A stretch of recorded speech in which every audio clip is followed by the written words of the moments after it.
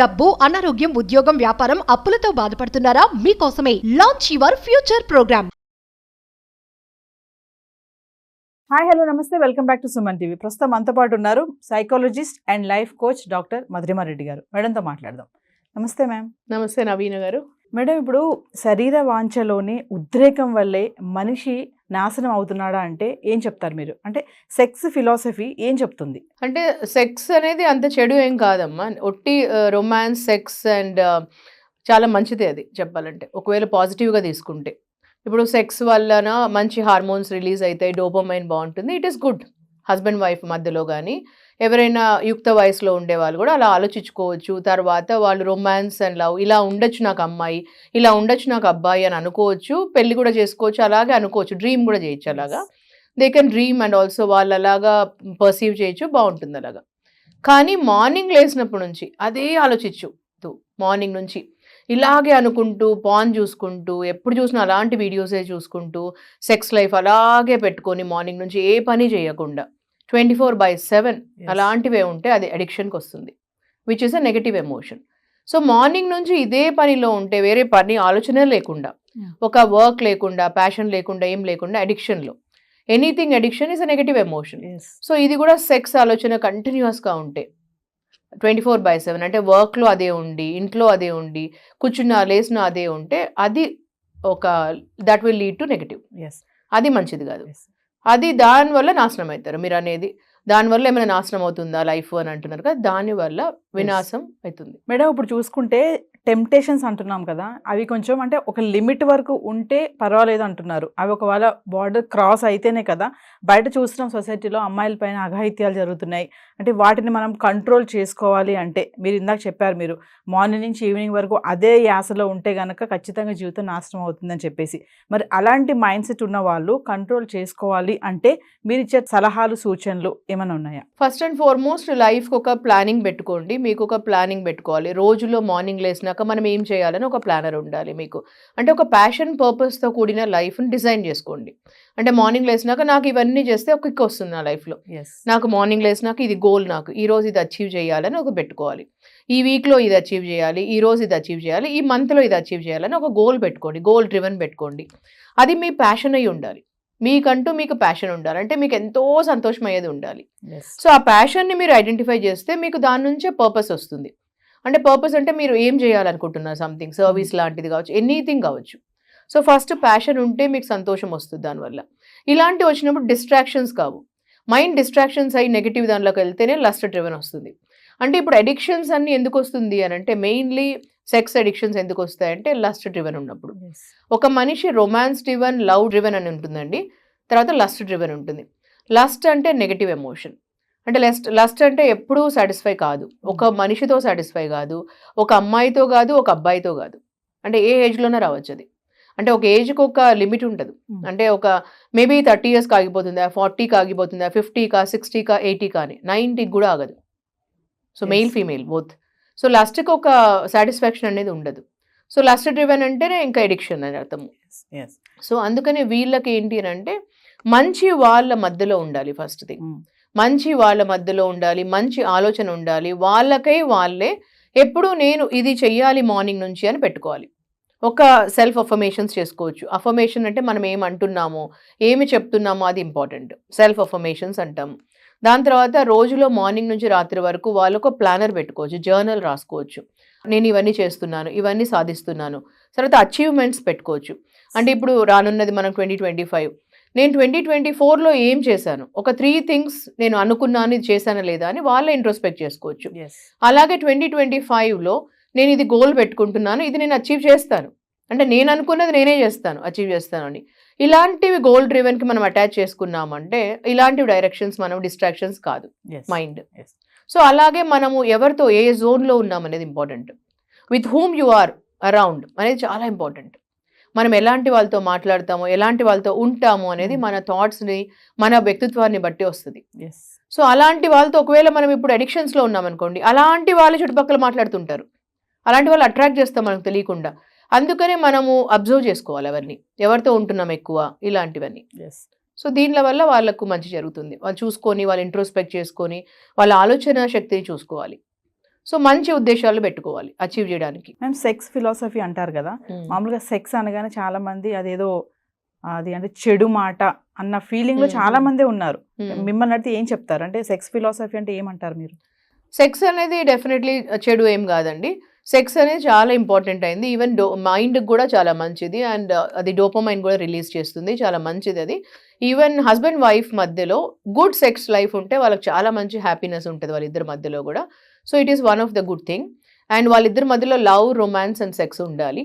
ఈ లోపల చాలా మంది చూస్తున్నాం అది గ్యాప్ వస్తుంది హస్బెండ్ వైఫ్ మధ్యలో.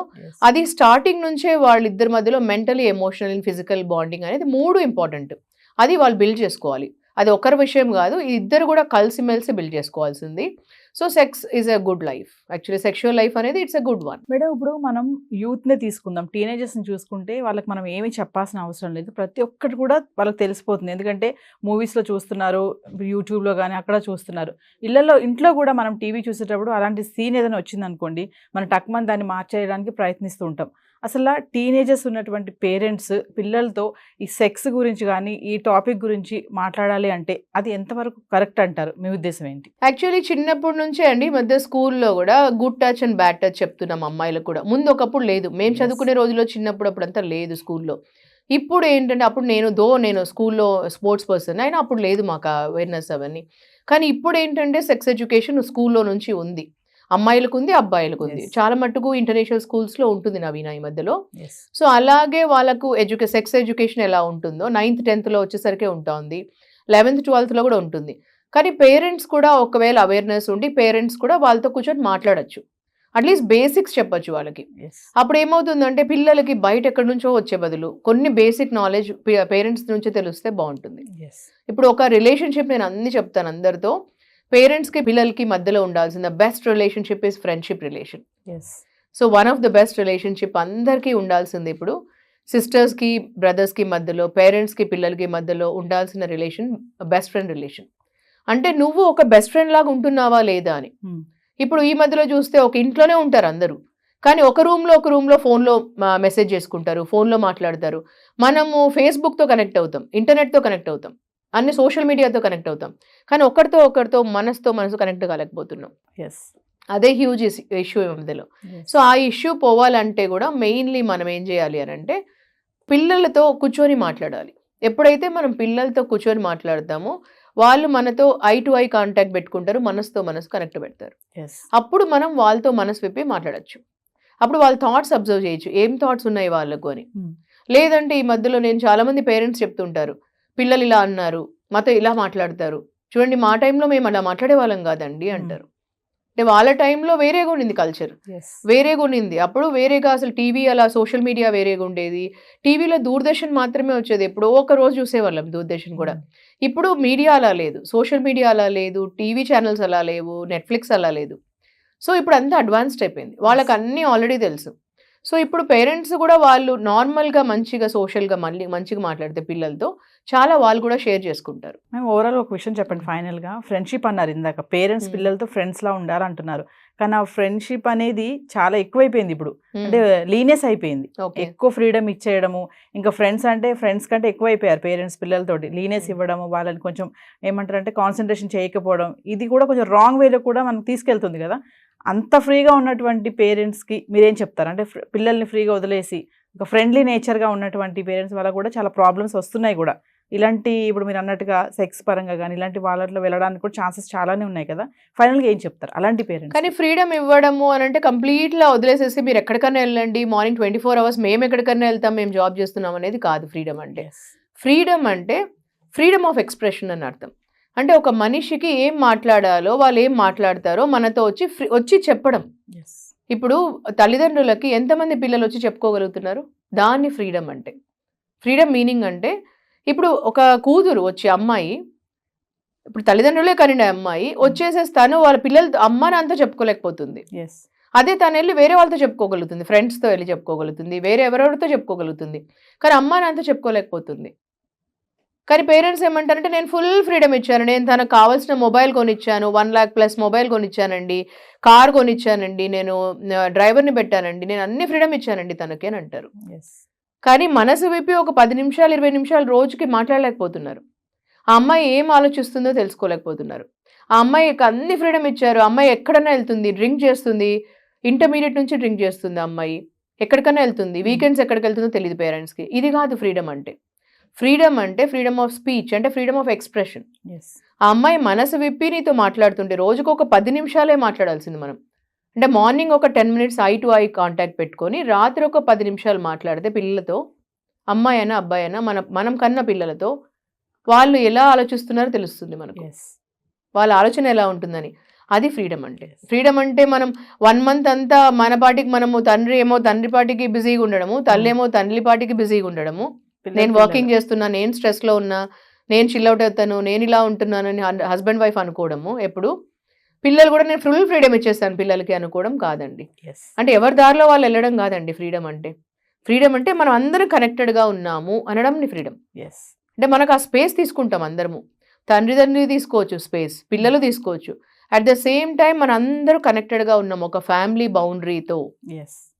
ఒక డిసిప్లిన్తో కనెక్టెడ్గా ఉన్నాం అందరము అనుకోవడం ఫ్రీడమ్ అంటే. ఎస్. అంటే మీరేం చేస్తున్నారో నాకు కూడా తెలుసు. నన్ను అందరం ఒక చుట్టుపక్కల మనం అందరం రౌండ్గా కనెక్టెడ్గా ఉన్నాం. We're all connected to each other. Yes. Thank you ma'am. Thank you అండి.